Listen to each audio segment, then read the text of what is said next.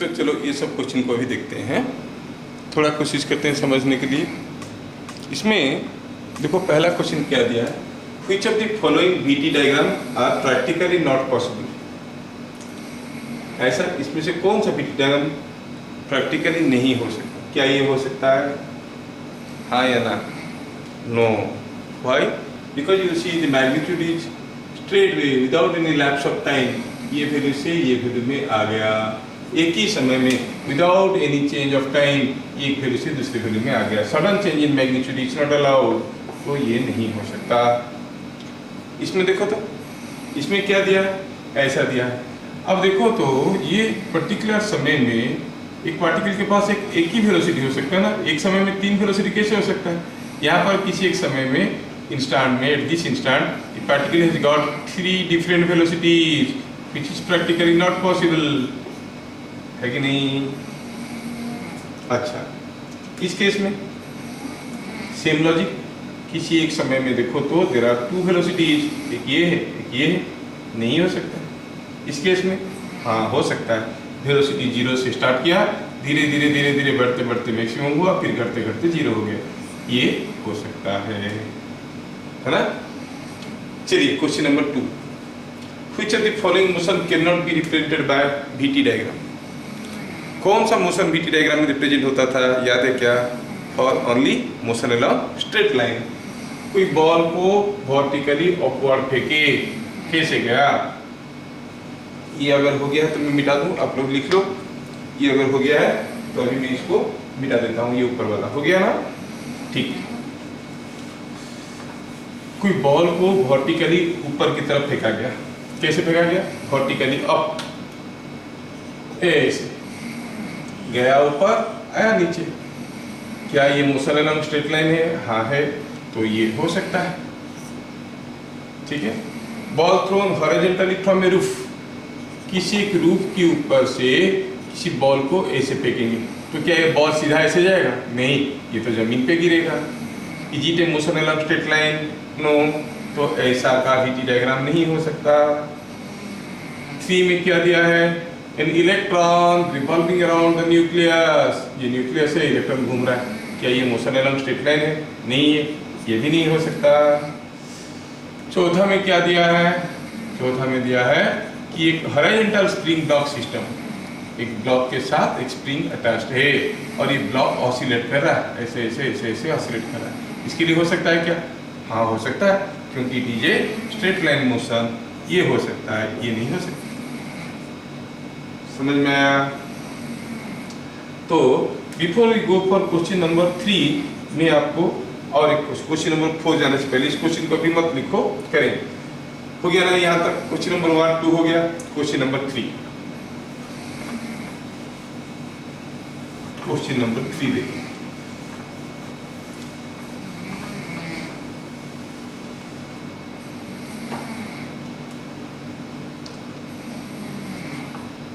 VT diagram of 2 particles A and B are shown। दिया है, ये है A का वेलोसिटी टाइम डायग्राम, ये है B का वेलोसिटी टाइम डायग्राम, और दिया है कि ये एंगल 30 डिग्री है ना? ये एंगल कितना दिया? ये एंगल दिया है 30 डिग्री है, और ये एंगल कितना दिया? ये एंगल दिया है 60 डिग्री। ये है A, ये है B, ये VT डायग्राम। क्या पूछा है? whose initial velocity is more, whose acceleration is more। फिर क्या पूछा? if both start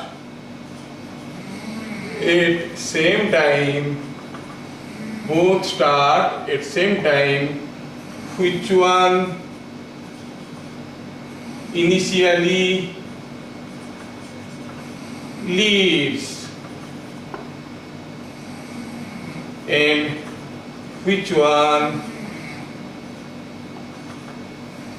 finally leads? देखो अब ऐसा दिया है वेलोसिटी टाइम डायग्राम, ये ए का है। इनिशियल वेलोसिटी किसको कहते हैं? Initial velocity is the velocity at t equal to 0। जब t 0 था यहाँ पे a का वेलोसिटी क्या था? ये, इसको आप कहोगे initial velocity of a। b का वेलोसिटी क्या था? ये हो गया इनिशियल वेलोसिटी ऑफ b। तो क्या पता चला?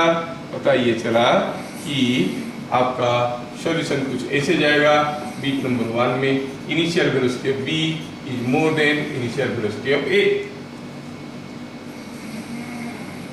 है ना? अच्छा, फिर पूछा है whose acceleration is more, a का एक्सीलरेशन ज्यादा है कि b का एक्सीलरेशन ज्यादा है? अब एक्सीलरेशन कैसे निकालते हैं? एक्सीलरेशन इज स्लोप, है ना, and that is tan theta. तो अब क्या कहोगे? a का एक्सीलरेशन कितना होगा? a कितना एंगल कर रहा है? 60 डिग्री, tan 60, और tan 60 का वैल्यू होता है √3। b का एक्सीलरेशन क्या होगा? ये कितना एंगल करता है? b हर एंगल के साथ, इसको एक्सटेंड करेंगे तो कितना एंगल करेगा? जितना यहाँ पे कर रहा है 30 डिग्री करेगा। So it is tan 30, that is 1/√3। मतलब किसका एक्सीलरेशन ज्यादा है? Acceleration of a is more then acceleration of b। Third चीज पूछा है, क्या पूछा है? थर्ड चीज में पूछा है शुरू में कौन आगे जाएगा? अरे शुरू में तो a धीरे धीरे जा रहा था, b जल्दी जल्दी जा रहा था, b का इनिशियल वेलोसिटी ज्यादा था, है ना? शुरू में पहला 1-2 सेकंड में तो b आगे निकल गया होगा। और वैसे भी देखेंगे मतलब छोटा सा शुरू के कुछ टाइम लेंगे, ये समय कुछ लेंगे, तो ये समय में b का जो डायग्राम है वेलोसिटी टाइम डायग्राम, उसका एरिया कितना है बताओ? तो ये पूरा एरिया है कि नहीं? a का वेलोसिटी टाइम डायग्राम, उसके नीचे क्या एरिया है बताओ? तो ये एरिया। तो a का वेलोसिटी टाइम डायग्राम में एरिया ज्यादा है कि b का वेलोसिटी टाइम डायग्राम में एरिया ज्यादा है? ऑब्वियसली b का एरिया ज्यादा है, तो b का डिस्प्लेसमेंट ज्यादा होगा। शुरू में इतने समय तक b का डिस्प्लेसमेंट ज्यादा है, a का डिस्प्लेसमेंट कम है। b का डिस्प्लेसमेंट ज्यादा है मतलब b ज्यादा दूर गया है। तो initially b leads, initially b leads, है ना? अच्छा, फाइनली काफी समय के बाद फाइनली देखो, ये तो ऐसे नीचे नीचे जाएगा, ये ऊपर जाएगा, बहुत ऊपर जाएगा। अब यहाँ पर देखेंगे तो a के नीचे आपको ज्यादा एरिया मिलेगा, b के नीचे कम एरिया मिलेगा, है कि नहीं? सो फाइनली a का नीचे जो एरिया है वो a का डिस्प्लेसमेंट है, a का डिस्प्लेसमेंट ज्यादा हो जाएगा, b का डिस्प्लेसमेंट कम हो जाएगा। मतलब फाइनली कौन लीड करेगा? a leads. शुरू में तो b आगे आगे दौड़ेगा, लेकिन थोड़ी देर के बाद a उसको पार करके a आगे दौड़ना शुरू करेगा। समझ में आया? लिख लीजिए इसको, स्टेटमेंट नंबर, क्वेश्चन नंबर 3। फिर हम लोग करेंगे क्वेश्चन नंबर 4, इसको करेंगे थोड़ी देर में। सोचता हूँ कि और एक दो करने के बाद ये करने सबको आसान होगा। हो गया? नाउ क्वेश्चन नंबर 4 हो गया, लिख लो।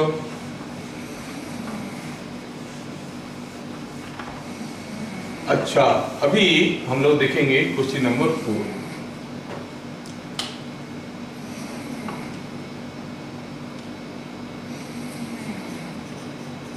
Two cars were moving with same speed. Both apply brake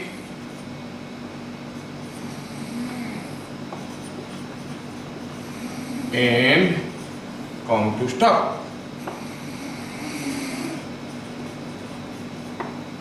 Their velocity time diagram is shown. ठीक है, their velocity time diagram is shown. Now दिया है ऐसा, दो कार सेम स्पीड में जा रहे थे। शुरू में कुछ स्पीड था, एक ए से रुका, एक ए से रुका। ये हो गया कार ए, ये कार बी। हुज रिटर्न, ये डायग्राम थोड़ा सीधा कर देते हैं, ये ऐसा, ये टाइम है, ठीक है। Now the question is whose retardation is more,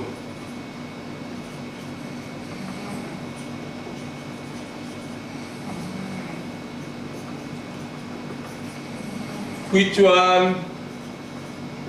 moves more distance before coming to rest। अब रिटार्डेशन पूछा है, रिटार्डेशन इज स्लोप, एक्सीलरेशन भी स्लोप है, रिटार्डेशन भी स्लोप है, नेगेटिव एक्सीलरेशन होता है। कैसे निकालेंगे? tan theta. अच्छा बताओ, एंगल 1 का थीटा ज्यादा है कि एंगल 2 का थीटा ज्यादा है? जितने पास में आएंगे उतना बड़ा एंगल करेगा कि नहीं करेगा? इतना पास में आएगा और बड़ा एंगल करेगा, जितना दूर में जाएंगे उतना छोटा एंगल करेगा। मतलब एंगल 2 इज, आप इसको कहो कि थीटा 1, इसको कहो कि थीटा 2। तो क्या देख रहे हैं यहाँ पर? यहाँ पर हम देख रहे हैं theta 1 is more then theta 2, मतलब tan theta 1 is more than tan theta 2, so slope of A is more than slope of B। तो किसका रिटार्डेशन ज्यादा है? This means retardation of A is more। समझ में आया क्या? जिसका एंगल ज्यादा हुआ उसका स्लोप ज्यादा हुआ, जिसका स्लोप ज्यादा हुआ उसका ज्यादा रिटार्डेशन। समझ में आ रहा ना? ठीक है। फिर पूछा है दोनों में से कौन सा कार ज्यादा डिस्टेंस जाके रुका। अब दोनों तो शुरू में बराबर वेलोसिटी में जा रहे थे, रुकने की बात आया, दोनों ब्रेक लगाया, फिंग करके एक रुक गया, एक यहाँ पे रुका। अब जिसका डिस्प्लेसमेंट ज्यादा होगा उसके नीचे एरिया ज्यादा होगा। ए वाला जो कार है उसके नीचे एरिया ज्यादा दिख रहा है कि बी वाला जो कार है उसके नीचे एरिया ज्यादा दिख रहा है? बी वाला कार के नीचे, है कि नहीं? तो हम क्या कहेंगे?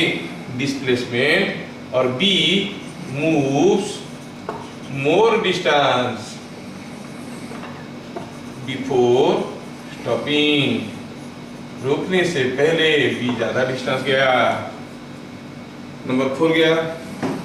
अब ये करते हैं नंबर 5, आप लोग लिख लोगे। A particle starting from rest moves with constant acceleration 4 metre पर second square, moves with constant acceleration of 4 meter per second square for some time and then moves with constant retardation 10 meter per second square till it stops, till it stops। पहले 4 metre पर second square में गया, कुछ समय के लिए उसका speed बन गया, उसके बाद 10 मीटर पर सेकंड स्क्वायर रिटार्डेशन में गया और रुक गया। कौन सा VT डायग्राम सही है? इसमें भी देखो तो इसका पहले एक्सीलरेशन हुआ है, स्पीड बढ़ा है, फिर स्पीड वेलोसिटी घटते घटते 0 हो गया है। इसमें भी वेलोसिटी बढ़ा है, फिर घट के 0 हो गया है। इसमें भी वेलोसिटी बढ़ा है, घट के 0 हो गया। लेकिन ध्यान देने वाली चीज ये हुआ कि यहाँ पर एक्सीलरेशन कितना था 4, रिटार्डेशन कितना था 10। क्या ज्यादा था, एक्सीलरेशन की रिटार्डेशन? रिटार्डेशन ज्यादा था। ये डायग्राम में ये वाला जोन क्या है? एक्सीलरेशन वाला, ये रिटार्डेशन। तो किसका स्लोप ज्यादा होना चाहिए? रिटार्डेशन वाले का। मतलब ये एंगल ज्यादा होना चाहिए, ये एंगल कम होना चाहिए, लेकिन दिख रहा है उल्टा। यहाँ पर ये एंगल ज्यादा दिख रहा है, ये एंगल कम दिख रहा है कि नहीं? इसमें देखो तो ये एंगल छोटा दिख रहा है, ये एंगल बड़ा दिख रहा है, मतलब एक्सीलरेशन का स्लोप कम था, रिटार्डेशन का स्लोप ज्यादा है, जो कि है। और यहाँ पर तो दोनों एंगल ऑलमोस्ट बराबर दिख रहे हैं, है कि नहीं? दोनों एंगल बराबर दिख रहे हैं। तो इसमें से सही आंसर कौन सा होगा? During acceleration was slope was less, during retardation slope was more. तो सही आंसर हुआ कौन? बी। हुआ कि नहीं हुआ? है कि नहीं आया समझ में? है ना? ठीक, इसको मिटाते हैं। 5 क्वेश्चन हो गया। 6th क्वेश्चन, 6th क्वेश्चन मिटाते हैं इसको।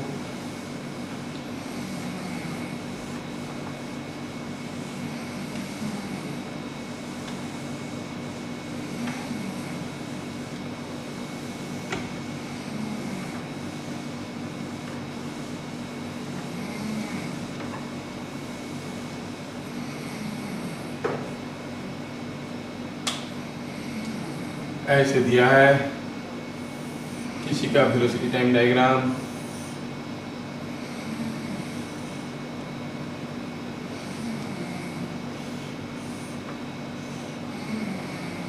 प्रैक्टिकली ऐसा सडन चेंज पॉसिबल नहीं है, लेकिन न्यूमेरिकल में देता है तो चलता है, ठीक है। अच्छा, ये वेलोसिटी टाइम डायग्राम है, ये दिया है 8 सेकेंड्स, ये दिया है 10 सेकेंड, ये दिया है 15 सेकेंड, ये टाइम है सेकेंड में है, ये मीटर पर सेकेंड में है, और यहाँ का वेलोसिटी दिया हुआ है 12 मीटर पर सेकेंड, यहाँ का वेलोसिटी दिया हुआ है -8 मीटर पर सेकेंड, ऐसे करके दिया है, ठीक है। क्वेश्चन, अच्छा, bit number 1, for the velocity time diagram shown, for the velocity time diagram shown, find acceleration at t is equal to 5 seconds, ठीक है। find retardation at t is equal to 9 seconds,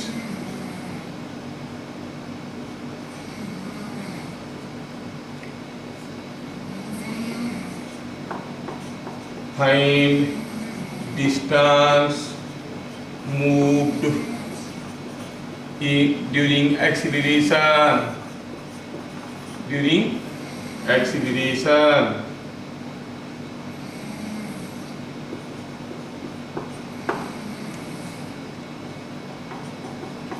find distance moved during retardation,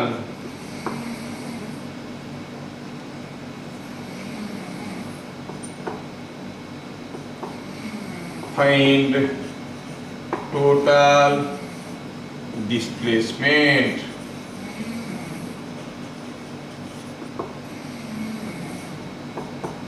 find average velocity and average speed in complete motion। देख लो कितना लंबा चौड़ा question है, लेकिन easy है, कुछ नहीं है इसमें, एकदम very very easy question. Solution start करते हैं यहाँ से। At t equal to 5 second, कहाँ पे? यहाँ पे। एक्सीलरेशन क्या है, मतलब ये एंगल अगर पता चल जाएगा तो हम निकाल देंगे स्लोप। अब अगर ये एंगल थीटा हुआ तो ऑब्वियसली ये एंगल भी तो थीटा होगा कि नहीं होगा? सो eight t is equal to 5, acceleration is equal to slope is equal to tan theta is equal to tan theta क्या होता है भाई? ये ट्रायंगल को देखो, ये ट्रायंगल को देखो तो tan थीटा होता है परपेंडिकुलर बाई बेस। परपेंडिकुलर कितना है 12, बेस कितना है 8, सो p बाई b हो गया 12 बाई 8, दैट इज 3/2 मीटर पर second square. At t is equal to 9, मतलब यहाँ पे t is equal to 9 यहाँ पे होगा ना, ये 8 है ये 10 है, तो पूछा है व्हाट इज रिटार्डेशन। हाँ रिटार्डेशन है भाई, वेलोसिटी घट रहा है कितना, वो तो tan थीटा होता है। ये एंगल नहीं, अगर ये एंगल को हम थीटा कहेंगे तो tan of this angle. t is equal to 9, retardation क्या हो जाएगा, कितना हो जाएगा? अगर ये एंगल को थीटा मानेंगे तो इसका स्लोप कितना होगा tan थीटा। tan थीटा कितना होता है p बाई b। p कितना है, p कितना है, परपेंडिकुलर कितना है, ये थीटा है, इस एंगल का tan थीटा निकालना है। अगर ये थीटा है तो tan थीटा कितना है निकालना है। तो कैसे निकालेंगे? तो हम कहेंगे p बाई b, p कितना है 12, और b कितना है, बेस इज दिस 8 to 10, मतलब कितना है 2, सो इट इज 6 मीटर पर सेकेंड स्क्वायर। समझ में आया? ये बीट नंबर 1, बीट नंबर 2 हो गया। Now bit number 3, find distance moved during acceleration. During acceleration, कब तक एक्सीलरेशन हो रहा था? Acceleration was from t = 0 to t = 8। तो ये पीरियड में क्या डिस्टेंस गया? That is area. Area gives you the distance. तो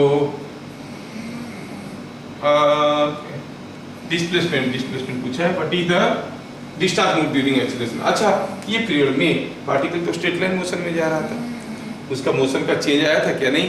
for unidirectional motion you know distance is same as displacement. जब पार्टिकल एक ही डायरेक्शन में जा रहा है, डायरेक्शन नहीं बदलता है, जितना डिस्टेंस जाएगा वही तो डिस्प्लेसमेंट है। पूछा है डिस्टेंस कितना जाएगा, डिस्टेंस कितना जाएगा? जितना डिस्प्लेसमेंट होगा। तो डिस्प्लेसमेंट इज इक्वल टू कितना होगा? ये एरिया, एरिया कितना है भाई? ये राइट एंगल ट्रायंगल है, हाफ 8, हाइट कितना है? 12, कितना हो गया ये? 48 metre. During retardation, find the distance moved during retardation. Retardation कब हो रहा था? रिटार्डेशन वाज फ्रॉम कितने से कितने तक? t = 8 टू t = 2, t = कितना? 10 सेकेंड्स। सो डिस्प्लेसमेंट क्या हो जाएगा इस पीरियड में? इस पीरियड में डिस्प्लेसमेंट क्या होगा बताओ? ये जो t = 8 to 10 में डिस्प्लेसमेंट क्या होगा? जितना होगा ये एरिया, कितना होगा? कितना होगा? ये हाइट तो है दिया है 12, ये दिया है 2, हाफ 12, बेस कितना है? 2, तो हो गया 12 metre. So during retardation displacement is 12 metre. Total displacement, total displacement क्या होता है? टोटल डिस्प्लेसमेंट क्या होगा? हम जानते हैं टोटल डिस्प्लेसमेंट होता है positive area minus negative area. अगर ये पूरा एरिया को हम A1 कहेंगे, ये एरिया को A2 कहेंगे, A1 माइनस A2। A1 कितना है? A1 कितना है? A1 इज ये पूरा area, this area plus this area. ये एरिया कितना था? 48। ये एरिया कितना था? 12। So it is 48 plus 12 minus ये एरिया। ये एरिया कितना होगा? अरे तो बहुत इजी है, ये 5 है और ये कितना है? 8। This length is 8, 5 into 8 is 40. So it is coming out to be 20 metre. Total displacement हो गया positive area minus negative area. Positive area हो गया ये एरिया प्लस एरिया, और ये ट्रायंगल का एरिया निकाल दो। हाफ 10 into 12, हाफ 10 into 12 कितना होता है? कितना होता है? ये 60 होता है ना? हाँ तो ठीक है, ये भी तो 60 हो रहा है, देखो 60 हो रहा है, 60। और ये एरिया कितना है? ये 5 है, ये 8 है, ये 8 दिया है तो ये 8 है, तो कितना हो गया? 20। तो ये 60 माइनस 40 = 20 मीटर। फिर पूछा है एवरेज वेलोसिटी। एवरेज वेलोसिटी कैसे निकालेंगे? Average velocity is equal to total displacement by total time, नहीं, total displacement by total time. Total displacement कितना हुआ? यहाँ से यहाँ तक 20 मीटर। कितना समय लगा ये 20 मीटर डिस्प्लेसमेंट के लिए? ये पूरा 15 सेकंड में ये डिस्प्लेसमेंट जो निकला है पूरा 15 सेकंड में। सो 20/15 इज 4/3 मीटर पर सेकेंड। और क्या पूछा है? Average speed. आप लोग थोड़ा ऊपर वाला लाइन पे लिख लो, मैं इसको मिटाता हूँ। इतना चीज को मिटा दूंगा, हो गया? इतना वाला ऊपर वाला चीज को मिटा, लिख लो इसको मिटाता हूँ, हो गया? अब एवरेज स्पीड, एवरेज स्पीड कैसे निकालेंगे? Average speed is total distance by total time. अब ये टोटल डिस्टेंस कितना गया भाई? A1 plus A2 this area plus this area, it is A1 plus A2। A1 कितना है? A1 is 48 plus 12 that is 60। A2 कितना है? 5 into 8 that is 40, so it is 100। नहीं, टोटल डिस्टेंस क्या हो गया here? That is A1 plus A2 by total time कितना है बताओ?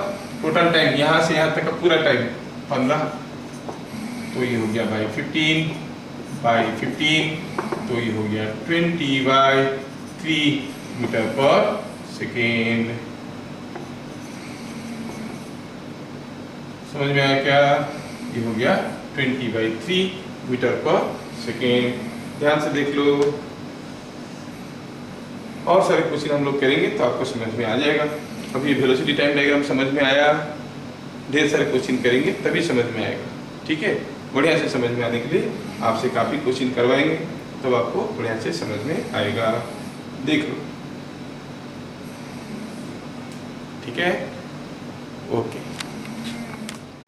तो चलो आज अभी हम लोग ये क्वेश्चन को देखते हैं। एक पैसेज टाइप का क्वेश्चन है। Consider the velocity time diagram, okay, given, और इसके ऊपर ये पूरा पैसेज लिखा हुआ है। The particle starts with initial velocity dash, moves with constant acceleration dash for a time dash second. In this period, it travels a distance dash. Then it moves with velocity dash meter per second and acceleration dash for next dash meter. Then it undergoes constant retardation dash meter per second square and stops in next dash seconds. Overall average speed is dash metre पर second. ये सारा dash को fill up करके dash dash dash करना है। ठीक है, start करते हैं।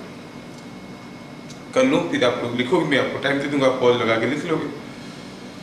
ए, the particle start with initial velocity. कहाँ से स्टार्ट हुआ? इनिशियल वेलोसिटी मतलब velocity t equal to 0। T जब 0 था तब वेलोसिटी कितना था? वेलोसिटी भी तो 0 था। Initial velocity 0। Okay, then option B, and moves with constant acceleration. B क्या है? Constant acceleration. कितना है? जब यहां से स्टार्ट किया क्या एक्सीलरेशन गया? वो तो होता है tan थीटा ना, एक्सीलरेशन होता है tan थीटा। तो आप कहोगे कांस्टेंट एक्सीलरेशन कितना हुआ?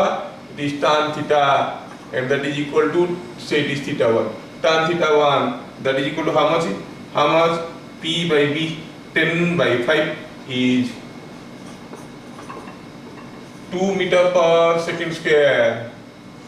बी हो गया। For a time dash seconds, ये कांस्टेंट एक्सीलरेशन में कितना समय के लिए गया? 5 सेकेंड्स। कितना समय के लिए गया है? 5 सेकेंड। उसके बाद तो वेलोसिटी कांस्टेंट हो गया। अच्छा, in this period it travels A distance d। ये पीरियड में ये कितना दूर गया? d क्या है? डिस्टेंस। डिस्टेंस कैसे निकालते हैं? डिस्प्लेसमेंट कैसे निकालते हैं वेलोसिटी टाइम डायग्राम में? It is the area under the diagram. ये ट्रायंगुलर एरिया, ये ट्रायंगुलर एरिया कितना है भाई? It is half 5 into 10, 25 metre हो गया। अच्छा, डी तक हो गया। Then it moves with velocity e। उसके बाद ये क्या वेलोसिटी में मूव करता है? अरे तो वेलोसिटी कांस्टेंट है, 10 मीटर पर सेकेंड। एफ में क्या पूछा है? And acceleration F. एक्सीलरेशन क्या है? अरे वेलोसिटी कांस्टेंट है, वेलोसिटी नहीं बदल रहा है, तो एक्सीलरेशन कितना होगा? Acceleration is rate of change in velocity. जब वेलोसिटी नहीं बदलेगा तब एक्सीलरेशन 0 है। फाइनल वेलोसिटी इनिशियल वेलोसिटी बराबर है, तो final minus initial by time क्या हो गया? 0। तो एक्सीलरेशन 0। एफ भी हो गया नहीं? अच्छा, for next dash metres acceleration 0 for next dash metres. Next कितना मीटर के लिए वो 0 एक्सीलरेशन में कांस्टेंट वेलोसिटी में गया? कितना डिस्टेंस के लिए गया? ये this is the area, this area is the distance it has moved with constant velocity for next dash metre. Distance पूछा है, फॉर नेक्स्ट डैश सेकंड्स लिखता तो टाइम बताते, और नेक्स्ट डैश मीटर बोला है तो डिस्टेंस निकालेंगे। कितना डिस्टेंस तक कैसे गया है? ये एरिया कितना है भाई? ये हाइट है 10, ये है 7, so it is 10 into 7, 5 to 12 कितना हुआ 7, 70 मीटर्स। फिर उसके बाद आता है इट अंडरगोज रिटार्डेशन, हाँ रिटार्डेशन हुआ, वेलोसिटी घटा है। Then it undergoes constant retardation, constant बोल के कैसे पता चला, because it is straight line, slope is constant. अच्छा, कांस्टेंट रिटार्डेशन h मीटर पर सेकंड स्क्वायर। अब रिटार्डेशन कितना है भाई, स्लोप ऑफ दिस लाइन, हम कहेंगे कि अगर ये θ2 है तो कितना है tan θ2, कितना हो गया θ2 tan θ2, देखो तो again p by B, p कितना है 10, b कितना है 12 to 15, 3 मीटर पर सेकंड स्क्वायर। फिर क्या पूछा है, in stops in next dash seconds, next in stops in next dash seconds, next कितना सेकंड में रुक जाता है, नेक्स्ट 3 सेकेंड्स में, क्योंकि रिटार्डेशन स्टार्ट हुआ t इक्वल टू 12, नहीं t इक्वल टू 15 में रुक गया। रुक गया कैसे पता चला, देखो वेलोसिटी फिर से 0 हो गया है ना। अच्छा, ओवरऑल एवरेज स्पीड, अभी j निकालना है, टोटल डिस्टेंस कितना गया। आपको कि सर आप तो कंफ्यूज कर रहे हो, कैसे कि डिस्टेंस कभी बोलते हो कभी डिस्प्लेसमेंट बोलते हो। देखो यहाँ पे वेलोसिटी इज ऑलवेज पॉजिटिव, ठीक है ना, वेलोसिटी इज ऑलवेज पॉजिटिव, मतलब पार्टिकल का मोशन एक पर्टिकुलर डायरेक्शन में हो रहा है, पर्टिकुलर डायरेक्शन में अगर हो रहा है तो जितना डिस्प्लेसमेंट होगा उतना ही डिस्टेंस होगा, बात है कि तो टोटल डिस्टेंस कितना हो गया, ये पूरा एरिया, ये एरिया, ये एरिया और ये एरिया, ये सारा एरिया को जोड़ेंगे कितना हो गया, देखो तो इट इज, ये वाला एरिया तो हम लोग निकाल दिए थे, कितना था ये 25 मीटर, बीच वाला एरिया कितना था, ये निकाल दिए थे ना हम लोग, डी में निकाले थे ना, डिस्टेंस 25 मीटर, ये 25 मीटर था, ये कितना था, ये 70 मीटर था, बस ये निकालना बाकी, 25 प्लस 70 प्लस ये एरिया कितना है, हाफ 3 इंटू 10, तो कितना हो गया, ये 15 मीटर है, तो कितना हो गया 15 plus 5 is 20 plus 20 is 40 plus 70 is 110 metre, हो गया टोटल डिस्टेंस। कितना टाइम दिया, टोटल टाइम 15 सेकेंड्स। तो आप कहोगे एवरेज वेलोसिटी और average speed is equal to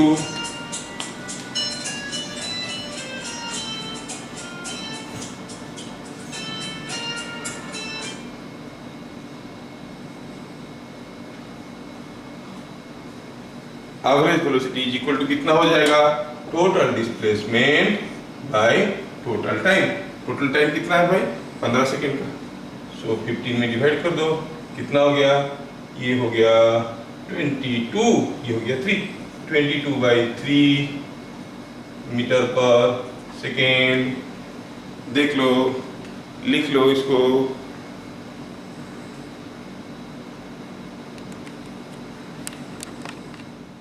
चलिए अभी और कुछ एक्स्ट्रा क्वेश्चंस करते हैं, ठीक है।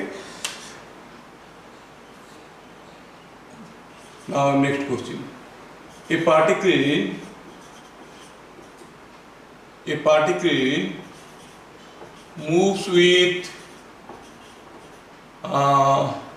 starts with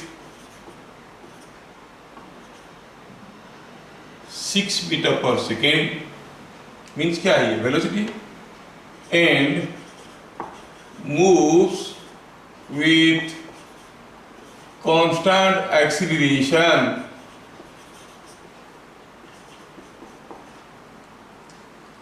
till for 3 seconds and attains a speed of 12 meter per second, then it undergoes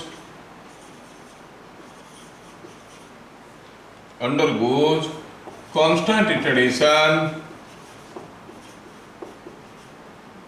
of 4 meter per second square say 3 meter per second square till it stops. Draw leveled velocity time diagram and calculate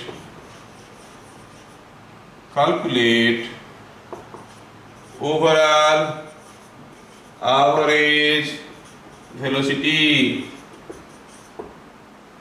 How? Particle starts with 6 meter per second and moves with constant acceleration for 3 seconds. तो देखो कैसे हो रहा है। ये particle यहाँ से चलना शुरू किया, ये वेलोसिटी है, ये टाइम है, ये मीटर पर सेकंड में है, ये सेकंड में है, ठीक है। अब start with initial velocity 6 metre पर सेकंड, मतलब शुरू में उसका वेलोसिटी था 6 मीटर पर second. Then moves with constant acceleration for 3 seconds. 3 second के लिए कांस्टेंट एक्सीलरेशन में गया तो वेलोसिटी बढ़ रहा होगा। कितना समय तक? 3 सेकंड तक, ठीक है। It attains speed of 12 metre पर सेकेंड, दिया है ये 12 मीटर पर सेकेंड है। अच्छा, then it undergoes constant retardation till it stops, फिर उसके बाद रुकता है। कितना रिटार्डेशन में जा रहा है? रिटार्डेशन इज गिवन 3 मीटर पर सेकेंड स्क्वायर, मतलब यहाँ पर दिया है रिटार्डेशन इज 3 मीटर पर सेकेंड स्क्वायर। अब ये डायग्राम को लेबल करना है, मतलब हमें ये टाइम बताना है ना, यहाँ पर कितना टाइम हुआ ये सब निकालना है, ठीक है।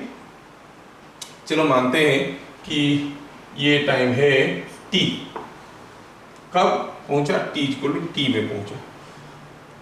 अच्छा, हियर सॉल्यूशन, सारा डाटा इसके बारे में दिखाएंगे। एक्सीलरेशन और यू से इनिशियल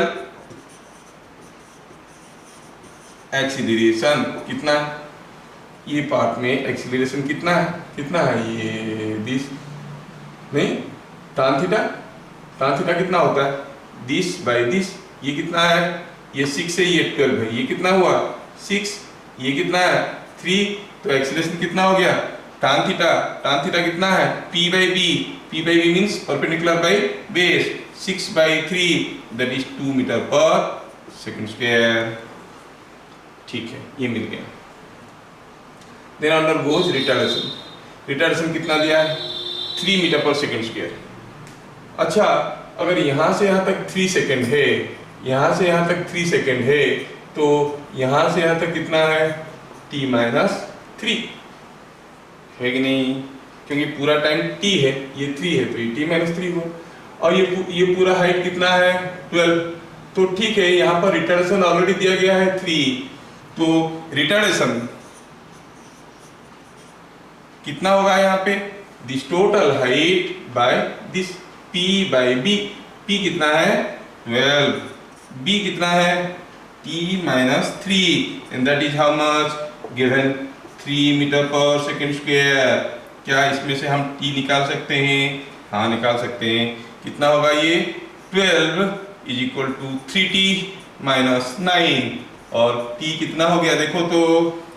9 इधर आ गया, 12 प्लस 9 इज 21/3 इज 7। इसका मतलब ये कौन सा समय में रुका? t इक्वल टू 7 सेकेंड में। What is the total time of motion? Total time of motion is 7 seconds. Calculate the overall average velocity. तो total displacement is equal to total area, that is equal to this area, है कि नहीं, plus this area, है कि नहीं। ये area कितना है? ये ट्रापेजियम का एरिया है। कैसे निकालते हैं? Half of sum of parallel sides, 6 plus 12, 4 into 3। और ये वाला एरिया कैसे निकालेंगे? इट इज हाफ, ये ट्रायंगल है, बेस इंटू हाइट। बेस कितना है? t-3, हाइट कितना है? 12। ये सबका वैल्यू हमें मालूम है, चलो निकालते हैं। 6 + 12 is 18/2 is 9, 9 into 3 is 27 plus t का वैल्यू क्या था 7, 7 minus 3 is 4, 4 into 12 is 48, 48 by 2 is 24. So how much it is coming out to be? It is coming out to be 51 meter. This is the total displacement. And what is the total time taken for it? The total time taken for it is equal to how much? Total time is how much? Is coming out to be, दिया है 7 seconds, है ना? तो average velocity क्या हो गया? 51/7 metre पर second. Hello hello,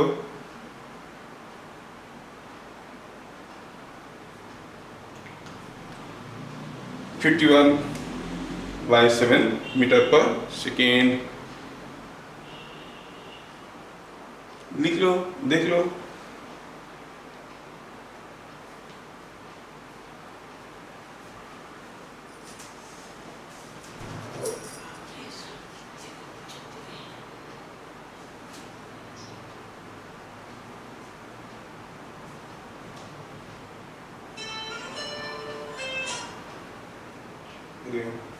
hello, नमस्कार.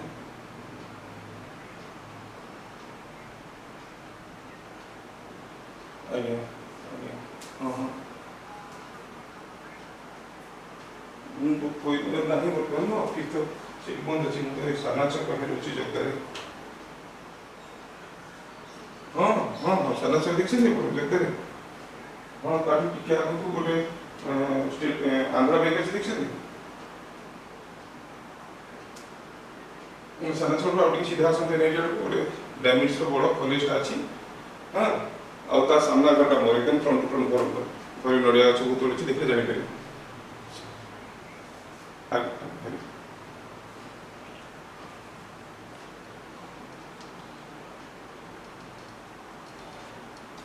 हो गया क्या? ओके. तो थोड़ा बीच बीच में रुकावट के लिए खेद है. अब क्लास आगे बढ़ेगा. नेक्स्ट क्वेश्चन लिख दिए? ठीक. नेक्स्ट क्वेश्चन देता हूं.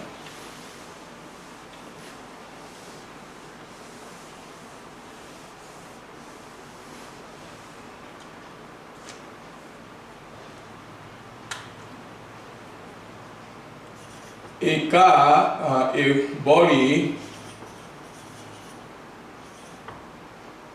starts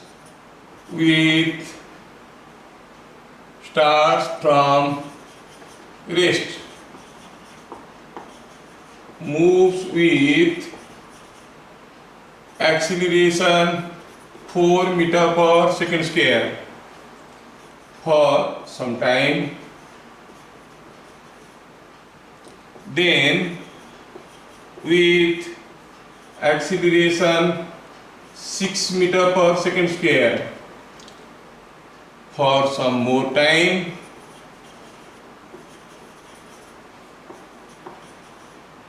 then moves with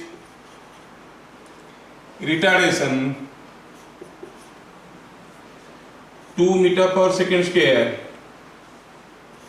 for some time,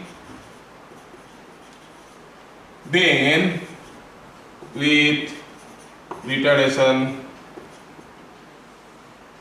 8 meter per second square till it stops. Draw probable velocity time diagram. मतलब आपको बताना ये है कि वेलोसिटी टाइम डायग्राम दिखेगा कैसे. मैं ऑप्शन आपको दे रहा हूँ. ऑप्शन ऐसा दे रहा हूँ. एक वेलोसिटी टाइम डायग्राम ऐसे दिखाया. Starts like this, like this, like this, like this. ये ए दिखाया. दूसरा दिखा रहा हूँ. Starts like this, like this, like this, like this, ऐसे दिखाया. बी है. सी दिखाता हूँ यहाँ पे. ऐसा गया, ऐसा गया, ऐसा गया और ऐसा गया, ये है। आपको पता करना है इसमें से कौन सा होगा प्रोबेबल VT डायग्राम। देखिए कोशिश करो तो, ये V है, T है, V है, T है, ऐसे करके दिया है, आपको पूछा है बताओ प्रोबेबल VT डायग्राम कौन सा होगा, कैसे दिखेगा। ठीक है, पहचानना इसमें से कौन सा हो सकता है। ठीक है, थोड़ा ध्यान से देखो कैसे हो रहा है, मैं कर रहा हूं उसको। Particle starts from rest, starts from rest मतलब जो VT डायग्राम होगा वो कैसे होगा, यहां से स्टार्ट होगा। मूव्स विथ सम एक्सीलरेशन, कितना एक्सीलरेशन, 3 मीटर पर सेकेंड स्क्वायर, मतलब इसका स्लोप कितना है 3। Then it moves with 6 metre पर सेकेंड स्क्वायर, मतलब एक्सीलरेशन बढ़ गया, एक्सीलरेशन बढ़ गया, 3 से 6 हो गया। बताओ ये डायग्राम कैसे होगा, ऐसे होगा कि ऐसे होगा कि ऐसे होगा, कौन सा होगा, स्लोप बढ़ गया मतलब एंगल थीटा भी तो बढ़ जाएगा। तो अब ये जितना एंगल कर रहा था ये तो उससे कम एंगल कर रहा है, यही ज्यादा एंगल कर रहा है, that means the diagram will go like this. Slope बढ़ गया मतलब थीटा बढ़ जाएगा, थीटा बढ़ जाएगा मतलब ऐसे हो जाएगा, है कि नहीं। पहले तो ऐसे जा रहा था, फिर उसके बाद यहाँ पर आने के बाद एक्सीलरेशन और बढ़ गया मतलब ऐसे हो गया। उसके बाद it moves with retardation 2 metre पर सेकंड स्क्वायर। ठीक है, रिटार्डेशन 2 मीटर पर सेकंड स्क्वायर में ये 6 से रिटार्डेशन मतलब वेलोसिटी घटने लगा, वेलोसिटी घटने लगा। उसके बाद सडनली रिटार्डेशन क्या हो गया, 8 मीटर पर सेकंड स्क्वायर, रिटार्डेशन बहुत ज्यादा बढ़ गया, मतलब 2 मीटर पर सेकंड स्क्वायर में जितना एंगल कर रहा था अभी उससे ज्यादा एंगल करेगा। ज्यादा एंगल करेगा तो गेस करके बताओ कि डायग्राम कैसे होगा, ऐसे होगा कि ऐसे होगा, 1 और 2 कैसे होगा, ज्यादा एंगल करेगा तो it will be in the direction of 1। तो हम क्या करेंगे, ये डायग्राम कैसे हो जाएगा, ऐसे। अब देखो कौन सा फिगर इसके साथ मैच कर रहा है, B, option B is correct, क्योंकि 3, 6, 2, 8 ऐसे दिया। समझ में आ रहा ना, वेलोसिटी टाइम डायग्राम ऐसे करके हमें करना पड़ेगा। अच्छा, नेक्स्ट क्वेश्चन, ठीक है।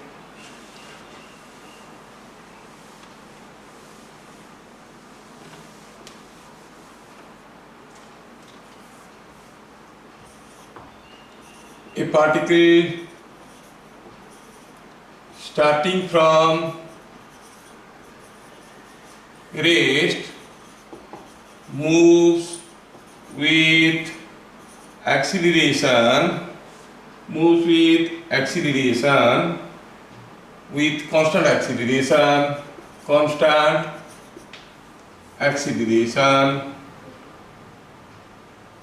for some time, then moves with for some time till it attains a velocity v0, then it undergoes constant retardation till it stops। ठीक है, फाइंड ओवरऑल एवरेज वेलोसिटी, कितना खूंखार क्वेश्चन है, कोई डाटा तो दिया नहीं। चलो देखते हैं कैसे करेंगे। कोई पार्टिकल रेस से स्टार्ट किया, कांस्टेंट एक्सीलरेशन में गया कुछ समय तक, कितना समय तक, जब तक उसका वेलोसिटी v0 ना बन जाए। उसके बाद क्या हुआ, रिटार्डेशन में गया और रुक गया। नहीं पूछा है उसका एवरेज वेलोसिटी बताओ, बड़ा खूंखार क्वेश्चन है, कैसे निकालेंगे एवरेज वेलोसिटी की, ना टोटल डिस्प्लेसमेंट मालूम है ना टोटल टाइम मालूम है। चलो मानते हैं कि let t is time of motion, मतलब ये, तो डिस्प्लेसमेंट इज इक्वल टू कितना होगा, ये तो ट्रायंगल है, half base into height, height कितना है, हाइट इज v0 गिवन है कि नहीं। तो फिर एवरेज वेलोसिटी क्या हो जाएगा, एवरेज वेलोसिटी हो जाएगा total displacement by total time, half t v0 by t is v0 by 2। आया समझ में, एवरेज वेलोसिटी हो गया v0 बाय 2। और भी ढेर सारे क्वेश्चन करेंगे, नोट कर लो इसको।